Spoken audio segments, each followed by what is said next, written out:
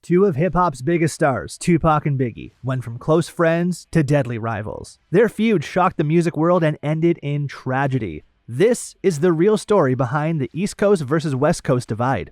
We will uncover the events that turned friendship into a violent rivalry. From shootings to betrayal, we will follow the timeline step by step. You will learn what really happened between Tupac and Biggie beyond the headlines. On the milk box missing. Tupac Shakur and Biggie Smalls first met in 1993. At that time, Tupac was already a famous rapper while Biggie was still rising in New York.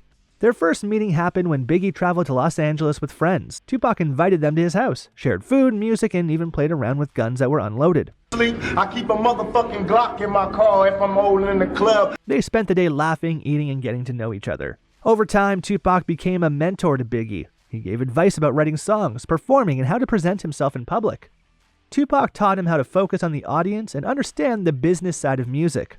Their friendship grew stronger as Biggie stayed at Tupac's home in California during visits, while Tupac returned the favor by visiting Brooklyn. They shared studio sessions, parties, and time with mutual friends. At first, their bond was close, built on trust, respect, and the love for music, showing a genuine friendship between two rising stars. In 1994, Tupac Shakur met a man named Haitian Jack in New York. Haitian Jack was known for connections in the music and street world. During this time, Tupac also met 19-year-old Ayanna Jackson and spent time with her. A few nights later, according to reports, other men entered Tupac's hotel room and assaulted Jackson while Tupac was present but not involved. Tupac left the room feeling uneasy and later learned about the attack. This incident shook Tupac deeply. He felt betrayed by people he trusted in New York, including associates connected to Haitian Jack. Rumors and later testimonies suggested that some of these friends may have set him up. Tupac began to grow suspicious of Biggie Smalls, Jimmy Henchman, Puff Daddy, and other East Coast contacts. His trust in the people around him started to fade. This event marked the beginning of tension and mistrust that would later fuel the East Coast versus West Coast rivalry. Tupac felt surrounded by enemies, even among friends. In November 1994, Tupac Shakur went to Quad Studios in New York to record music. While he was there, armed men entered the building and shot him 5 times. He was also robbed of $40,000 and some jewelry. Tupac survived the attack but was seriously injured and had to spend time in the hospital. After the shooting, Tupac became extremely suspicious of the people around him. He believed that the robbery was not random and that it had been planned by people he trusted, including Biggie Smalls, Puff Daddy, and some associates from New York. A message later reached Tupac through friends, suggesting that the attack had been organized intentionally. This event changed Tupac's view of the music world. He began to see it as dangerous and full of betrayal. His mistrust of East Coast rappers and the music industry grew stronger, and he became more focused on protecting himself and his friends. This shooting is often seen as the start of the East Coast versus West Coast conflict. After the Quad Studios shooting, the media played a big role in increasing tensions between the East Coast and West Coast rap scenes. Magazines like Vibe, Billboard, and The Source reported on the incident and focused on the growing conflict. Their stories made small disagreements and rumors seem like huge problems, spreading distrust between artists and fans. Fans began to take sides, choosing either the West Coast led by Tupac and Death Row Records in Los Angeles, or the East Coast represented by Biggie Smalls and Bad Boy Records in New York. Even small incidents like comments in interviews or songs were seen as attacks, and this created a cycle of suspicion and anger. Tupac joined Death Row Records under Suge Knight after his release from prison. His signing made the conflict public and increased the rivalry. The media coverage, combined with real-life tensions, turned personal disagreements into a full-blown war between East Coast and West Coast rappers. After Tupac joined Death Row Records, the rivalry between Death Row and Bad Boy Records grew even stronger. There were multiple incidents that made the tension worse. One major event was the shooting at the Dog Pound video set in New York. While no one was killed, it created fear and anger between the two sides. Security threats became common, and both sides prepared for possible confrontations at parties and award shows. Suge Knight, Tupac's boss and mentor, made it clear he would protect Tupac and his team at all times. Some of these actions were planned to show strength and loyalty to Death Row artists. The conflict also moved into music. Tupac released songs like Hit 'Em Up, which openly attacked Biggie and Bad Boy Records. Personal issues made the feud more intense, including Tupac pursuing people close to Biggie. These attacks and confrontations pushed the rivalry into public view and made it more dangerous for everyone involved. On September 7, 1996, Tupac went to Las Vegas with Suge Knight after the Mike Tyson boxing match.